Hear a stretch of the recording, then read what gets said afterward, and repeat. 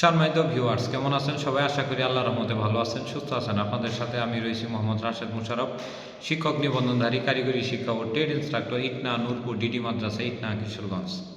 সম্মানিত ভিউয়ার্স, আপনারা দেখছেন জব টিচার্স টিভি। সম্মানিত ভিউয়ার্স, আমার নিজ জেলা জামালপুর ও নিজ উপজেলা সরিষাবাড়ি উপজেলা। সম্মানিত ভিউয়ার্স, আজকের আলোচ্য বিষয় ষষ্ঠ গণবিজ্ঞপ্তি 2025-এর 20টি সাধারণ নিয়ম নিয়ে আলোচনা। অর্থাৎ ষষ্ঠ গণবিজ্ঞপ্তিতে আবেদন এবং চূড়ান্ত সুপারিশে আগ পর্যন্ত আপনাকে অবশ্যই 20টি নিয়ম মেনে চলতে হবে। তো এই 20টি নিয়ম আমি আপনাদের মধ্যে দিয়ে দিলাম, যেহেতু 2025 সালের অক্টোবর কিংবা নভেম্বরের দিকে ষষ্ঠ গণবিজ্ঞপ্তি হতে পারে। তো আশা করা যায় জুলাইয়ের আগে কোনোভাবেই হবে না, জুলাইয়ের পরে যে কোনো সময় অর্থাৎ হতে পারে। অর্থাৎ ষষ্ঠ গণবিজ্ঞপ্তি 2025-এ 16 এবং 17 এবং 18তম শিক্ষক নিবন্ধনধারীরা আবেদন করতে পারে। অর্থাৎ শিক্ষক নিবন্ধন সনদের মেয়াদ থাকবে 3 বছর। তো সেই হিসেবে যদি 16তমদের শিক্ষক নিবন্ধনের সনদের মেয়াদ 3 বছর ওই পর্যন্ত থাকে, তাহলে তারা আবেদন করতে পারে। আদারওয়াইজ আবেদন করার কোনো সুযোগ নেই। তো সেই হিসেবে যদি বছরের লাস্টে হয়, তো সেই হিসেবে 16তম শিক্ষক নিবন্ধনধারীরা আবেদন করতে পারবেন না। তো সম্মানিত ভিউয়ার্স, আজকে আমাদের মূল আলোচ্য বিষয় আসি 20টি সাধারণ নিয়মের মধ্যে। প্রথম যে নিয়মটি সেটি হলো আবশ্যিকভাবে আবেদনকারীদের নিম্নরূপ যোগ্যতা সম্পন্ন হতে হবে। অর্থাৎ প্রথম যে বিষয়টি, সংশ্লিষ্ট বিষয়, পদ এবং প্রতিষ্ঠানের ধরন অনুযায়ী নিবন্ধিত হতে হবে। এখানে কিন্তু 3টি কথা বলা রয়েছে। একটি হলো সংশ্লিষ্ট বিষয়, মানে আপনার যে বিষয়টা সেটি। তারপরে পদ, মানে কোন পদ, যেমন ট্রেড ইনস্ট্রাক্টর একটি পদ, সহকারী শিক্ষক একটি পদ, প্রভাষক একটি পদ।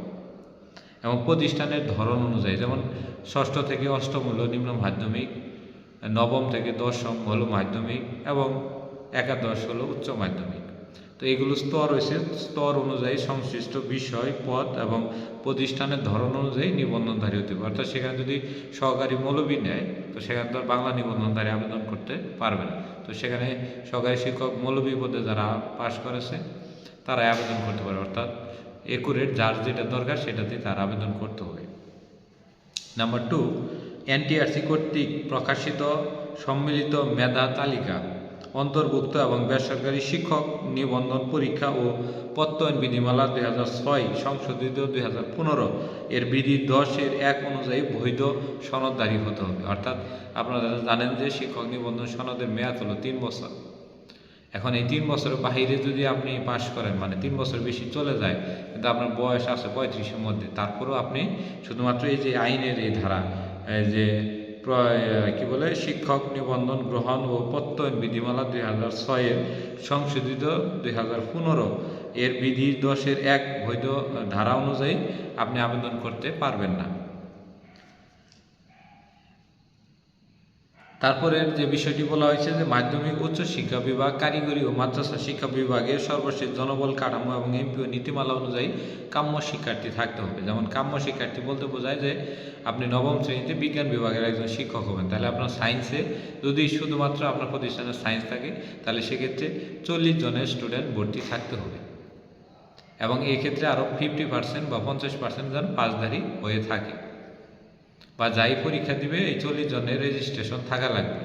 এটি হলো কাম্য শিক্ষার্থীর একটি সাধারণ নিয়ম। এরকম প্রত্যেকটা বিভাগ বা সাবজেক্টের জন্য বা ক্লাস শ্রেণীর জন্য মফস্বল, গ্রাম, হাওর, উপকূলীয় এলাকা, সিটি কর্পোরেশনের বাইরে, সিটি কর্পোরেশনের ভিতরে, এই জন্য আলাদা আলাদা নিয়ম রয়েছে, যেটি এমপিও নীতিমালা 2021 এবং মাদ্রাসা ও কারিগরি এমপিও নীতিমালা 2018-তে বলা রয়েছে। তো সেই অনুযায়ী আপনাকে মানে প্রতিষ্ঠান সেই অনুযায়ী যোগ্যতা সম্পন্ন হতে হবে। তারপরে বলা হয়েছে যে কাম্য শিক্ষাগত যোগ্যতাও থাকতে হবে। অর্থাৎ আপনি একটি পদে হয়তো পাশ করেছেন, কিন্তু আপনি দেখা যায় ওই পদে পাশ করার যোগ্য নন, মানে ওই পদ হিসেবে আপনি পরীক্ষা দিতে পারেন না, কিন্তু তারপরে আপনি পারছেন। যেমন কিছু কিছু বিষয় রয়েছে যে আপনার 300-400 মার্ক না থাকলে ইংলিশ পরীক্ষা দিতে পারবেন না। এরকম অনেক মার্ক রয়েছে যেটি নিয়মে রয়েছে আমাদের যে এমপিও নীতিমালা, সেই নীতিমালা অনুযায়ী আপনাকে কিন্তু পরীক্ষায় আবেদন করে পাস যদি করেন তাহলে আবেদন করতে পারবেন। তারপরে বলা হয়েছে যে শিক্ষা মন্ত্রণালয়ের মাধ্যমিক উচ্চ শিক্ষা ও কারিগরি শিক্ষা জনবল ও কাঠামো এমপিও নীতিমালা অনুযায়ী আবশ্যিকভাবে কেবলমাত্র তার শিক্ষক নিবন্ধন সনদে উল্লেখিত বিষয়ে সংশ্লিষ্ট পদ এবং শিক্ষা প্রতিষ্ঠানে আবেদন করতে হবে। অর্থাৎ আপনি যে প্রতিষ্ঠানে আবেদন করবেন সেটি আপনার সার্টিফিকেটের ধরন অনুযায়ী ঠিক থাকবে। অর্থাৎ আপনি যদি কারিগরি প্রতিষ্ঠানে আবেদন করেন তাহলে আপনার সার্টিফিকেটের মধ্যে অবশ্যই ভোকেশনাল লেখা থাকতে হবে, এবং আপনি যে পদে আবেদন করবেন ওই পদে কারিগরি শাখার প্যাটার্ন মানে যে এমপিও নীতিমালা আছে ওই নীতিমালা অনুযায়ী ওই সহকারী শিক্ষক ধরেন বাংলা পত্রী স্বতন্ত্র যে কারিগরি প্রতিষ্ঠান সেখানে আছে কিনা, বা সংযুক্ত কারিগরি প্রতিষ্ঠান আছে কিনা, বা সেসিভুক্ত এসএসসি ভোকেশনাল আছে কিনা, এটি দেখে আপনাকে আবেদন করতে হবে। আবেদনকারী মিথ্যা বা ভুল তথ্য দিয়ে আবেদন করলে উক্ত আবেদন বা সুপারিশ বাতিল বলে গণ্য হবে।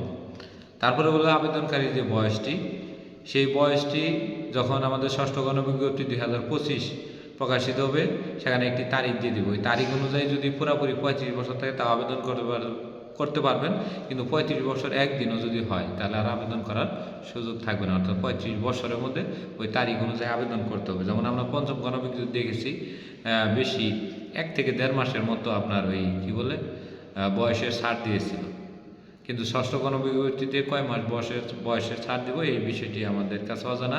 তবে সর্বোচ্চ যদি ছাড় হয় সেটি সর্বোচ্চ 6 মাস হতে পারে কিংবা সর্বোচ্চ 3 মাস হতে পারে, এর বেশি কোনোভাবেই সম্ভব নয়। তারপরে বলা হয়েছে প্রত্যেক আবেদনকারী নিবন্ধন সনদ অনুযায়ী একই পর্যায়ে স্কুল কলেজে একটি আবেদন করতে পারবেন। অর্থাৎ আপনি 18 এবং 19 বা 17 অথবা 18 দুটিতে স্কুলে দুটি সনদ রয়েছে, আবার কলেজেও দুটি, এবং 4টিতে 4টি আবেদন করা যাবে না। স্কুল পর্যায়ে একটি করবেন, কলেজ পর্যায়ে আরেকটি করতে পারবেন, এবং দুটি আলাদা স্থানে কিন্তু আপনি সুপারিশ প্রাপ্ত হবেন। যে কোনো একটিতে আপনি যোগদান করতে পারবেন, বা অথবা যে কোনো একটিতে আপনি এমপিওভুক্ত হতে পারেন, কিংবা দুটির একটিতে যদি আপনি যোগদান না করেন সেক্ষেত্রেও এনটিআরসি আপনার বিরুদ্ধে কোনো মামলা কিংবা আপনার বিরুদ্ধে কোনো ধরনের অ্যাকশন নিবে না। অর্থাৎ আপনার যোগদানের ক্ষেত্রে ইচ্ছাটা হলো আপনার উপরে, এবং যোগদান করেও যদি পরের দিন এসে পড়েন তার বিরুদ্ধেও এনটিআরসি কোনো ব্যবস্থা নিবে না। এটি হলো সাধারণ। পরের নিয়মটি আসি আছে প্রত্যেক আবেদনকারী নিবন্ধন সনদ অনুযায়ী যেটি 40টি প্রতিষ্ঠান চয়েস দিতে পারবে। অর্থাৎ আপনি যখন স্কুলে 40টা কলেজে 40টা, অর্থাৎ স্কুলে আবেদন করলে স্কুল এবং কলেজে আবেদন করলে 40টা, অর্থাৎ আপনি বাংলাদেশে আপনাদের যে শূন্যপদগুলো থাকবে সেই শূন্যপদের ভিত্তিতে আপনার বিষয়ে যেমন 20টি মনে করেন ধরেন 100টি শূন্যপদ আছে, তো 100টির মধ্যে 40টি দিতে পারবেন। এবং শেষে যদি বলেন যে না আমি 100টি প্রতিষ্ঠান যে কোনো একটি প্রতিষ্ঠান হলেই হবে তাহলে শেষে ইয়েস চিহ্ন দিবেন। আর যদি বলেন যে না আমি ওই 40টি প্রতিষ্ঠানে চাকরি করবো, কিংবা 40টির কমও যদি দেন যে না আমি এই 5টি প্রতিষ্ঠান আমার পছন্দ, আমার নাম্বার ভালো আছে, এটির মধ্যে হয়ে যাবো, ওই 5টির মধ্যে আমি চাকরি করবো, নাহলে করবো না। তো ওই 5টি দিলে ওই 5টির মেধা তালিকায় যদি আপনি থাকতে পারেন তাহলেই হবে। তারপরে বলা রয়েছে যে প্রার্থীর আবেদনের বর্ণিত চয়েসের প্রেক্ষিতে প্রার্থীর পদ ভিত্তিক মেধাক্রম এবং পছন্দক্রম, মেধাক্রম এবং পছন্দক্রম, যেমন আপনার মেধা 200, পছন্দ আপনি দিচ্ছেন এমন একটি স্থানে, যেমন একটা প্রতিষ্ঠানে দিয়ে দিচ্ছেন সেখানে আপনার মতো কোনো প্রার্থী নেই, অর্থাৎ আপনি কিন্তু মেধা তালিকা অনেক নিচে, কিন্তু আপনি এমন একটা প্রতিষ্ঠানে আবেদন করছেন সেই প্রতিষ্ঠানে মাত্র 2 জন আবেদন করছে, অর্থাৎ আরেকজন আপনার নিচে অবস্থান করছে, কিংবা আপনি একাই আবেদন করছেন, কিন্তু আপনার মেরিট তালিকা অনুযায়ী আপনার চাকরি হওয়ার কথা ছিল না। কিন্তু কিভাবে হলো, ওই যে প্রতিষ্ঠানে আবেদন কেউ করে নাই, যে সকল প্রতিষ্ঠানে আবেদন না করে সেখানে যদি সবার লাস্ট মেরিট লিস্ট হয় সেখানে উপস্থিত হয় মানে আবেদন করে, তাহলে তাকেই কিন্তু সুপারিশপ্রাপ্ত হবে, সেক্ষেত্রে অন্যজনকে কিন্তু সুপারিশপ্রাপ্ত হবে না। এক্ষেত্রে আপনি 40টি প্রতিষ্ঠান দেওয়ার সময় এই বিষয়টি অবশ্যই সতর্কতা অবলম্বন করতে হবে। তারপরে যে সকল প্রতিষ্ঠানে কাম্য শিক্ষার্থী নাই সে সকল প্রতিষ্ঠানে এমপিও পরবর্তীতে বাতিল হতে পারে, বিদায় যে সকল প্রতিষ্ঠানে কাম্য শিক্ষার্থী নাই সে সকল প্রতিষ্ঠানে আবেদন না করার জন্য আমাদের পক্ষ থেকে পরামর্শ দেওয়া হলো। আর পরের বিষয়টি হলো, কোনো প্রার্থী যদি স্কুল কলেজ উভয় পর্যায়ে সনদ থাকে এবং উভয় পর্যায়ে আবেদন করেন তবে তাকে প্রথমে কলেজ পর্যায়ে বিবেচনা করা হবে, এবং কলেজ পর্যায়ে নির্বাচিত না হলে স্কুল পর্যায়ে বিবেচনা করা হবে, এবং স্কুল কলেজ উভয় পর্যায়ে নির্বাচিত হলে স্কুলে বিবেচনা করা হবে না। এটি দিয়েছিল কিন্তু পরবর্তীতে এটি হয়নি, এখন স্কুল কলেজ দুটিতে আলাদাভাবে সুপারিশ করা হবে, সেটি দেখার সুযোগ থাকে না। মানে আপনি স্কুল কলেজ দুটিতেই আলাদা সুপারিশপ্রাপ্ত হবেন, মানে আপনি স্কুল এবং কলেজ দুটি হলেন, সেক্ষেত্রে স্কুল বাদ দিয়ে শুধু কলেজ দিবে আপনাকে, এরকম না। যদি বলেন আমি কলেজটা অনেক দূরে পড়েছে, যেহেতু স্কুলটা আমার নিজ গ্রামে পড়েছে, আমি গ্রামের স্কুলেই থাকবো, দূরে যাব না, তো সেক্ষেত্রে আপনি স্কুলও চাকরি করতে পারবেন। আর আবেদনের জন্য আবেদনকারীকে নির্ধারিত 1,000 টাকা ফি প্রদান করতে হবে। ফি প্রদানে পরিশোধ না করলে আবেদনটি বাতিল বলে গণ্য হবে, অর্থাৎ আপনাকে 1,000 টাকা ফি দিতে হবে। আর আবেদনের জন্য একটি তারিখ দিয়ে দিবে এবং একটি সময় দিয়ে দিবে। সেই অনুযায়ী আপনি 1 মাস সময় পাবেন, 1 মাসের মধ্যে আবেদন করুন। আবেদনের ক্ষেত্রে আপনার অনলাইন আবেদনে www.ngi.teletalk.com, আমি আবারও বলছি www.ngi.teletalk.com এ আবেদন করতে হবে এবং ঠিকানা বা ওয়েবসাইট হলো www.ntrca.gov.bd তে ওয়েবসাইটে স্বয়ংক্রিয়ভাবে প্রদর্শন করা হয়েছে, অর্থাৎ আপনার রোল এবং রেজিস্ট্রেশন নাম্বার দিলেই সব কিছুতে আপনি আবেদন করতে পারবেন।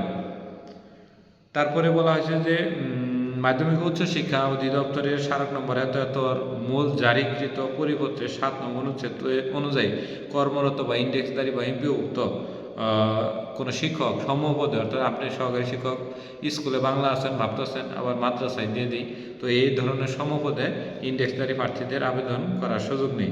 এই ধরনের প্রার্থী যদি আবেদন করে তাহলে তার পূর্বের প্রতিষ্ঠানের ইন্ডেক্স বাতিল এবং নতুন প্রতিষ্ঠানেও ইন্ডেক্স বাতিল এবং ওনাকে চাকরিচ্যুত করা হতে পারে। এটি হলো অ্যান্সার আছে। তবে এখনও পর্যন্ত এরকম অনেক ফাঁকিবাজ বিভিন্নখানে চাকরি করতেছে, কিন্তু কাউকে বর্তমান পর্যন্ত চতুর্থ এবং পঞ্চম গণবিজ্ঞপ্তি, দুটি গণবিজ্ঞপ্তি কাউকে বহিষ্কার হতে বা এনটিআরসি পক্ষ থেকে কোনো ধরনের নেওয়ার মানে অ্যাকশন নেওয়ার আমি দেখিনি। বিভিন্ন পত্রিকাতেও এসেছে যে শতাধিকের উপরে প্রার্থী এরকমভাবে বিভিন্ন প্রতিষ্ঠানে ইন্ডেক্স লুকিয়ে আবেদন করে এবং চাকরি করতেও আছে। তো যাই হোক, তাই বলে আপনারা কিন্তু আবার 6ম 2025 আবেদন করে আবার যদি এনটিআরসি কোনো ব্যবস্থা নেয় পরবর্তী যেন আমাকে আবার না দোষেন। আমি বললাম যে ব্যবস্থা নেই আমরা পাইনি, তবে 6ষ্ঠ গণবিজ্ঞপ্তি 2025 যদি ব্যবস্থা নেয় তখন কিন্তু আপনি আটকে পড়বেন। তাই ইন্ডেক্সধারী ভাইয়েরা আবেদন না করার জন্য আমার চ্যানেলের পক্ষ থেকে অনুরোধ করা রইল।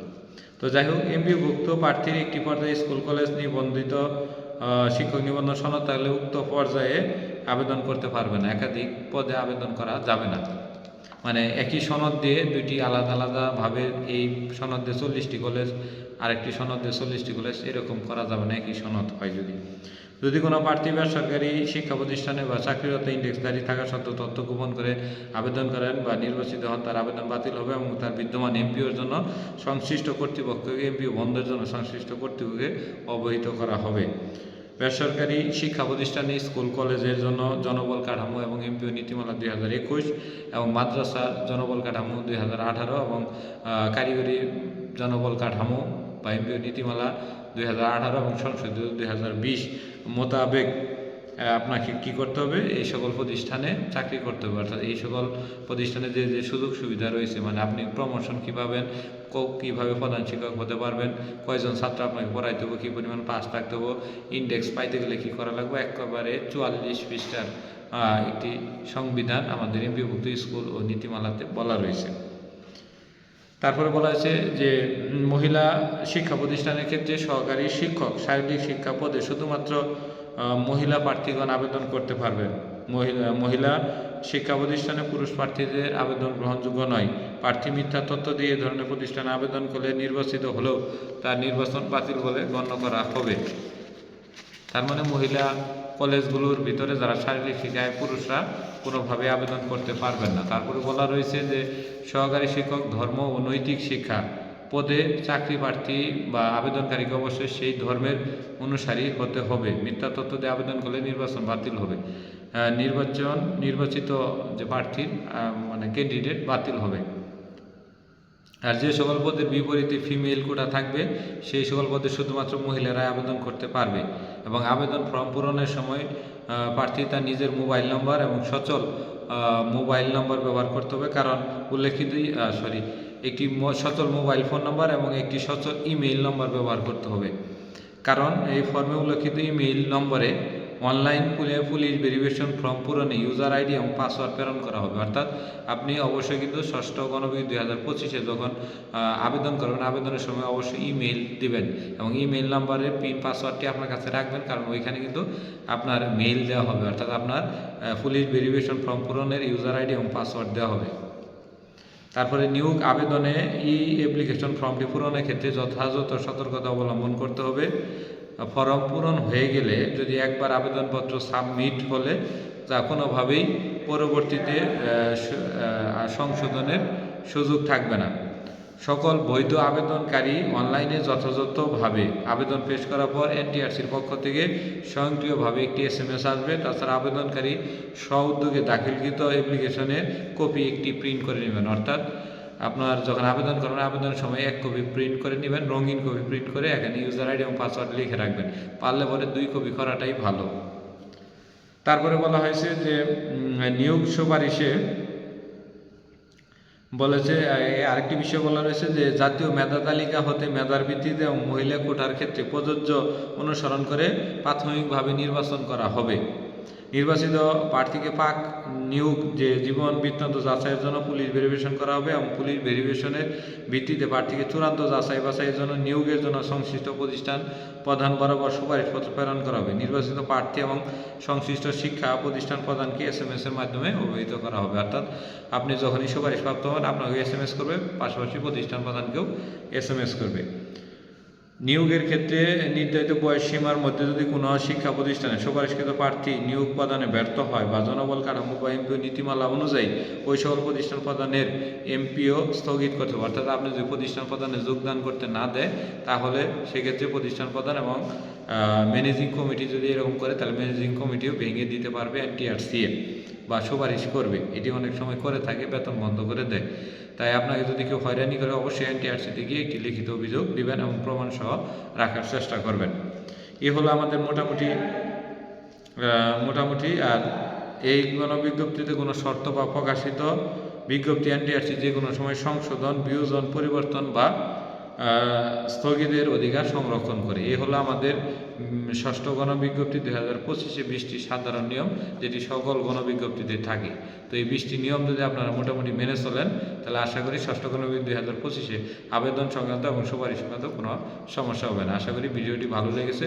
যদি ভালো লেগে থাকলে অবশ্যই লাইক, কমেন্ট, শেয়ার দেবেন। ধন্যবাদ সবাইকে।